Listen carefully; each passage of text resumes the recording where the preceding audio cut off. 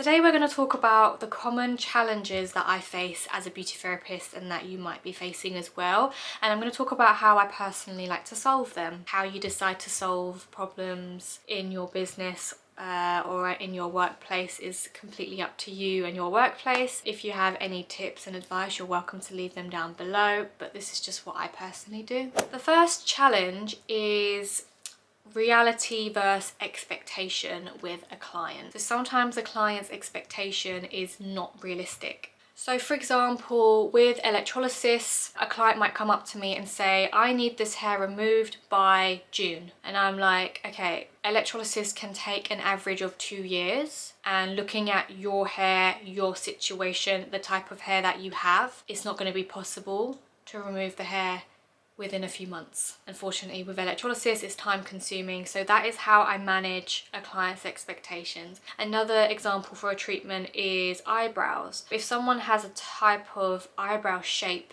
and they show me a picture and they say, this is how I want my eyebrows to look, it's not always possible. If they do the same thing with nails, a lot of the time, the pictures that I get shown with nails, they're long natural nails, or in some cases are extensions. And if you look at the client's nail beds and their natural nails, you're not going to get the same result, especially because I don't provide extensions. It's not always going to look exactly the same. With the electrolysis topic, I make it compulsory to book a consultation. Now, there are many reasons why I make this compulsory, but one of the reasons is to educate and to manage expectations. Like, my clients don't freak out if they get a certain skin reaction because I've already told them what skin reactions they may get. I've got pictures and I'm like, this is what your skin could possibly look like. I've managed their expectations. The next challenge as a beauty therapist is physical health. I just filmed a video before this and I was coughing my lungs out because I have a dry throat from all that nail dust that I'm inhaling. I've been having breathing issues and like dry throat issues. Yeah, back issues, exercising, yoga classes, stretching. If I really need it, I might have a physio therapy session. So those are the ways that I have solved my back issues. In terms of dry throat, wearing a mask, using a dust extractor. Unfortunately, when I'm doing pedicures, I can't have a dust extractor on. In the future, I might have to stop offering pedicures because I honestly am worried about my health. And those masks, they're not like perfect. I feel like dust can still get through.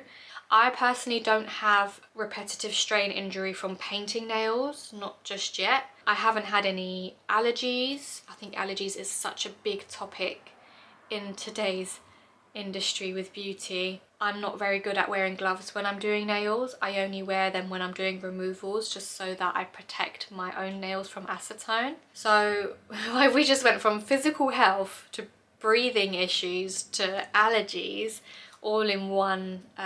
It does come under one umbrella with challenges that we face as beauty therapists.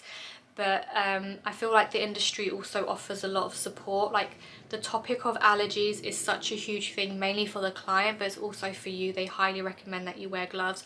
I'm so lucky that I haven't had any allergies yet when I'm someone who doesn't really wear gloves when I'm doing manicures, like gel manicures.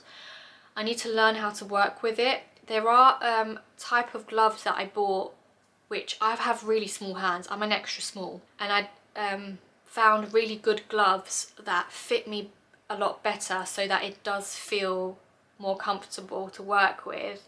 But until I get used to that, I'm not going to solve this issue in terms of preventing allergies for myself. Oh, that's what I was going to say. So in terms of repetitive strain injury, I don't have painting nails right now, but I know that some like lash technicians have pain in their hands because of that. I notice when I do electrolysis for a long time, my fingers start to ache after a certain amount of time. I'm trying to think of a solution for that. Obviously, physio is one solution with repetitive strain injury. I injured my wrists from doing massage for years and then I went physio. If you don't keep up the exercises, the injury does come back, I've noticed. So that is one solution. Taking breaks in between. Like, I don't do a certain number of hours of electrolysis personally a day. I do a maximum of an hour per client. I don't go over that in one session. So there is one thing that I'm going to invest in. They are those magnifying lubes. So I normally use a magnifying lamp. I did have these little glasses, these cheap ones that I bought, but I want to get the professional ones because I feel like they're going to be a lot better. So that's one solution for that. If you have any other tips for that, leave them down below. My posture, on the other hand, is absolutely diabolical. But yeah, I'm going to train a little bit harder, try and get that back straightened. So yeah, these are the sort of challenges and possible unfortunate solutions. The next challenge is dealing with difficult clients. Some businesses offer to give a partial refund, some do a complete refund, others do a complimentary treatment. Sometimes you have to ask the client what they want because again, when you're looking at expectations, you don't know what the client is expecting.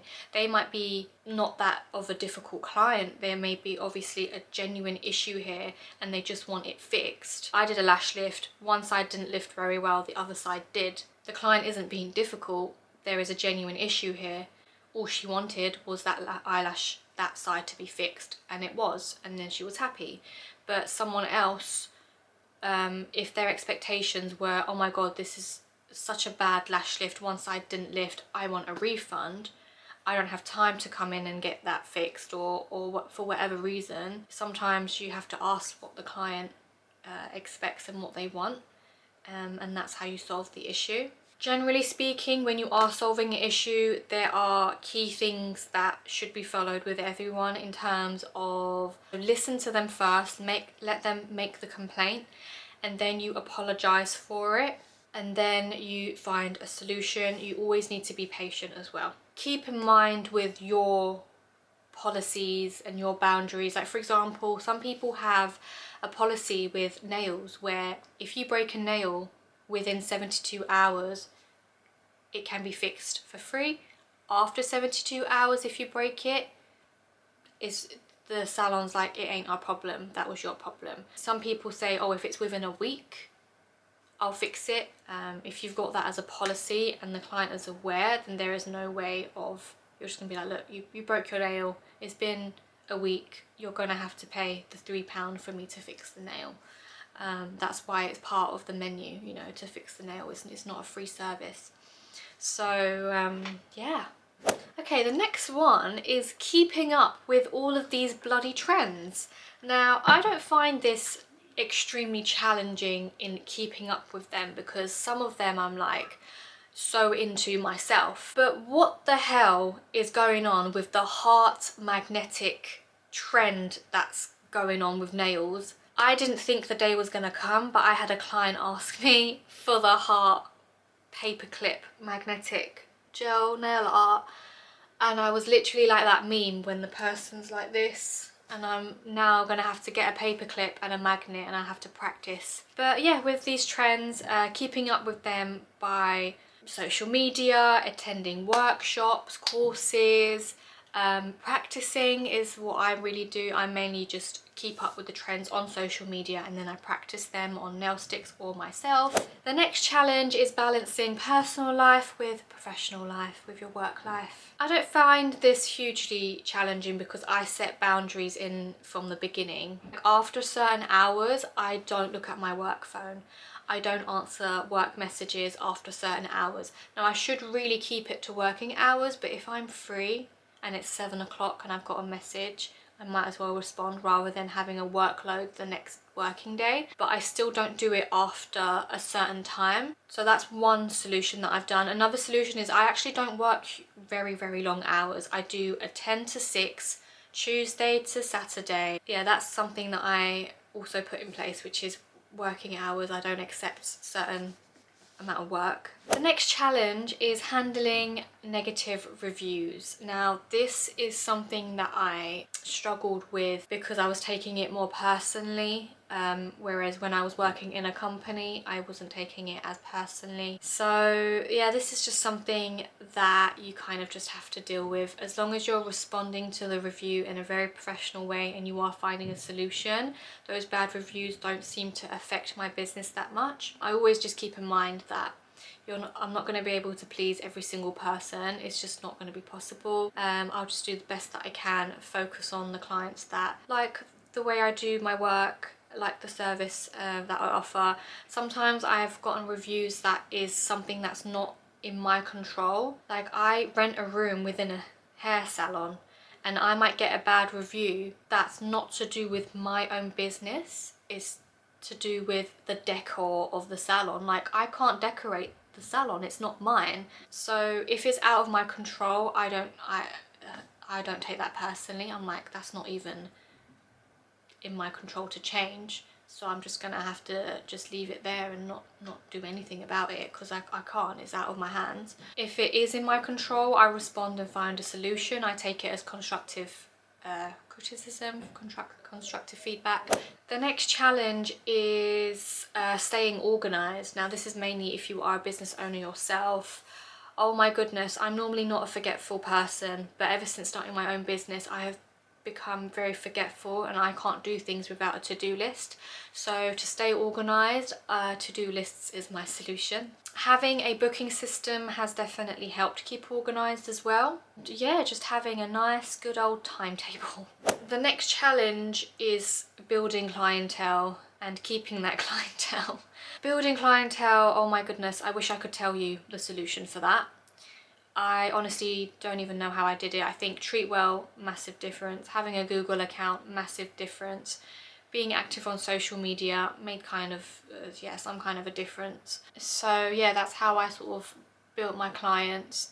And then keeping them, I mean, I just do the best that I can, be professional, be friendly, offering them teas and coffees, making them feel special, making sure that they're happy with the treatment. Another solution with building clienteles, which I really need to start doing, is packages. I don't do a huge load of packages at all, so that's something that I'm going to work on. A refer a friend scheme, loyalty points, which Treatwell already does for me, which I like because I don't like a huge amount of work. I already do the whole business all by myself and it is a bit of a challenge in itself. So yeah, anything that makes my life easier.